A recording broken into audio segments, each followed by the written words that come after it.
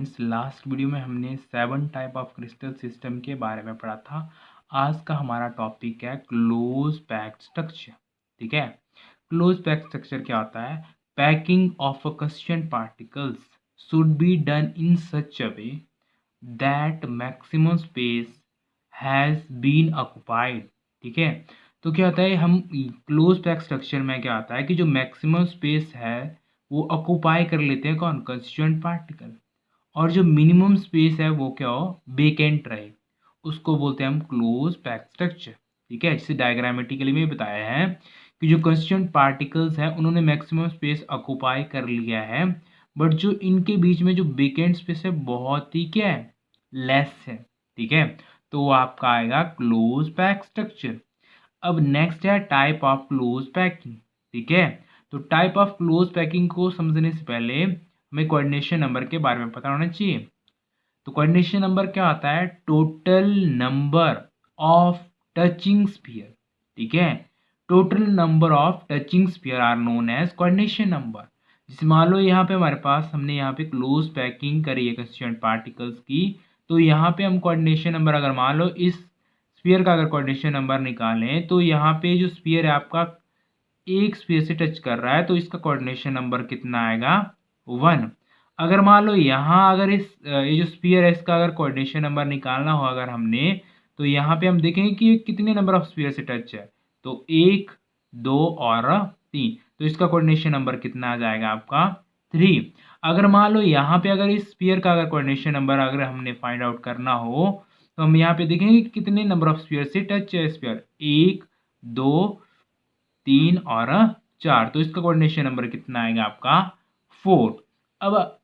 अब हमारा जो नेक्स्ट टॉपिक है वो है close packing in one dimension. Close packing in one dimension में क्या आएगा आपका? जो कंस्टिट्यूएंट पार्टिकल है एक लाइन में अरेंज किए होंगे इस तरह से। ठीक है, लीनियरली। ठीक है, close packing in one dimension में अगर मान लो अगर यहाँ पे अगर हम देखें, अगर मान लो स्फीयर का अगर कोऑर्डिनेशन नंबर निकालना हो तो यहाँ पे कोऑर्डिनेशन नंबर कितना आएगा? Total number of touching sphere कितने हैं इसमें? 2, तो इसका कोऑर्डिनेशन नंबर कितना आएगा आपका? 2। अगर हम इसकी डेफिनेशन अगर देखना चाहें तो क्या आएगा?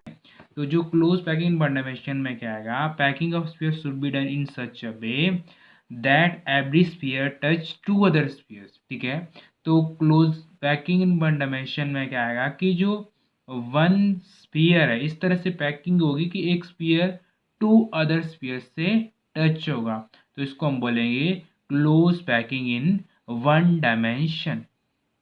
Close packing in two dimension में क्या आएगा? जो close packing in two dimension है वो 2 टाइप्स की होती है। एक होती है आपकी स्क्वायर क्लोज पैकिंग और दूसरी होती है आपकी हेक्सागोनल क्लोज पैकिंग।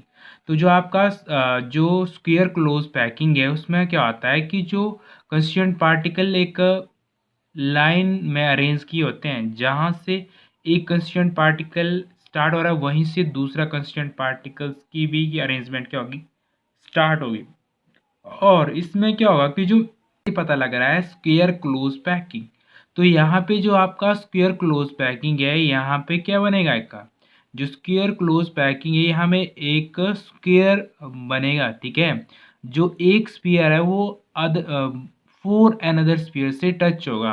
ठीक है ना, तो इसमें जब एक स्फीयर अनदर 4 स्फीयर से टच होगा तो उसका कोऑर्डिनेशन नंबर आपका आएगा 4। और यहाँ पे अगर हम देखें जो हेक्स क्लोज पैकिंग में क्या होगा? जो हेक्सागोनल क्लोज पैकिंग की अरेंजमेंट इस तरह से होगी, जो कंस्टिट्यूएंट पार्टिकल्स इस तरह से अरेंज हुए होंगे आपके। ठीक है, जिस मान लो यहाँ पे क्या है कि जो फर्स्ट एंड सेकंड स्फीयर है उसके बीच से जो नेक्स्ट जो आपकी लेयर स्टार्ट होगी इस तरह से। ठीक है, और फिर से जैसे हमारी फर्स्ट वाली लेयर होगी उसी तरह से होगी, और फिर सेकंड जिस तरह से हमने सेकंड होगी उसी तरह से हमारी फोर्थ लेयर स्टार्ट होगी। जैसे मान लो यहाँ पे क्या था, जो फर्स्ट एंड सेकंड स्फीयर था उसके बीच से जो आपका नेक्स्ट स्फीयर या नेक्स्ट जो लेयर है स्टार्ट होगी। ठीक है, इसको हम बोलते हैं हेक्सागोनल क्लोज पैकिंग। और हेक्सागोनल क्लोज पैकिंग में अगर हम देखें तो यहाँ पे एक हेक्सागोनल स्ट्रक्चर बनेगा, हेक्सागोनल टाइप स्ट्रक्चर बनेगा, और इसका जो कोऑर्डिनेशन नंबर है वो आपका कितना होता है? इसका कोऑर्डिनेशन नंबर होता है 6 ठीक है, अदर स्फीयर्स, और इसका कोऑर्डिनेशन नंबर क्या आएगा 4। और जो हेक्सागोनल क्लोज पैकिंग में कहता है every sphere touches 6 other sphere, and इसका कोऑर्डिनेशन नंबर कितना आएगा आपका 6 आएगा।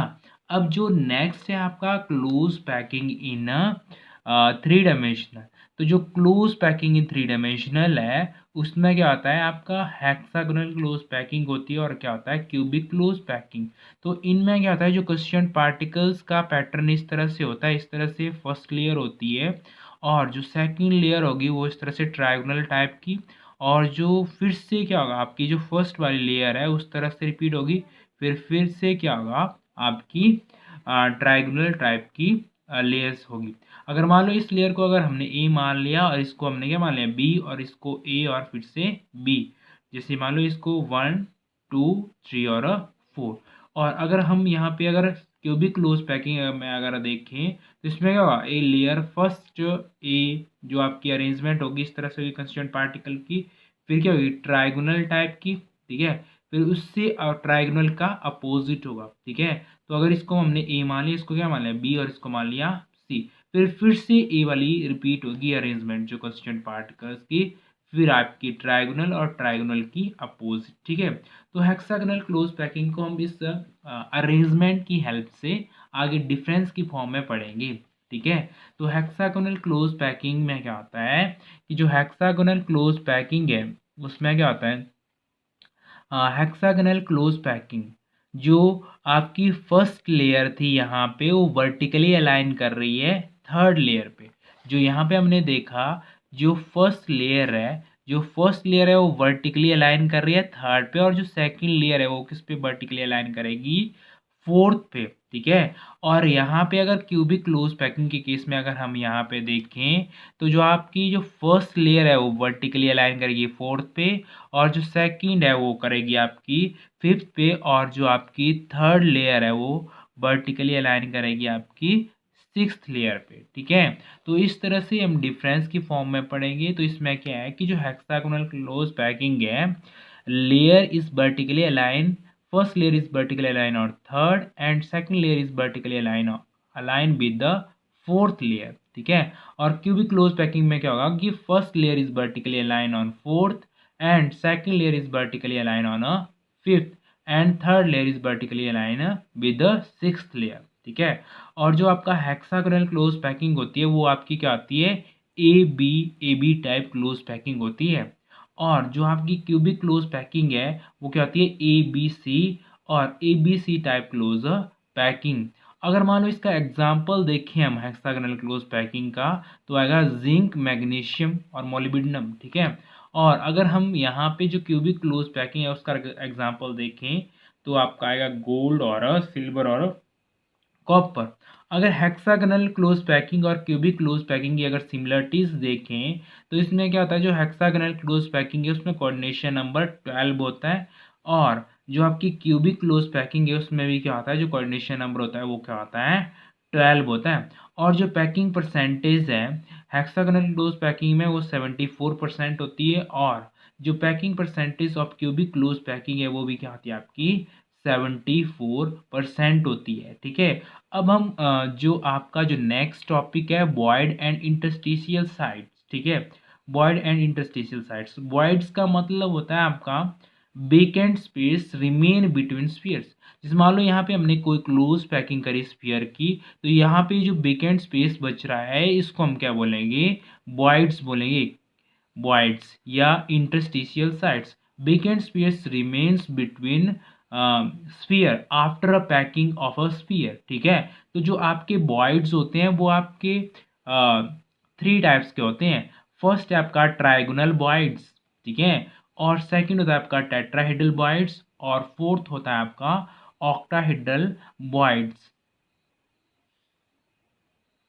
ट्रायगोनल वॉइड्स में क्या आएगा trigonal voids are those void which are surrounded by 3 spheres.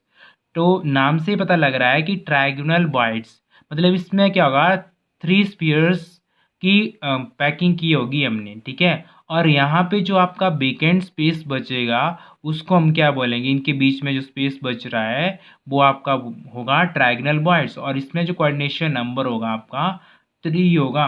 और जो आपका नेक्स्ट है टेट्राहेड्रल बॉयड्स। अब यहाँ नाम से पता लगा टेट्रा का मतलब होता है 4। तो tetrahedral voids are those voids which are surrounded by 4 sphere.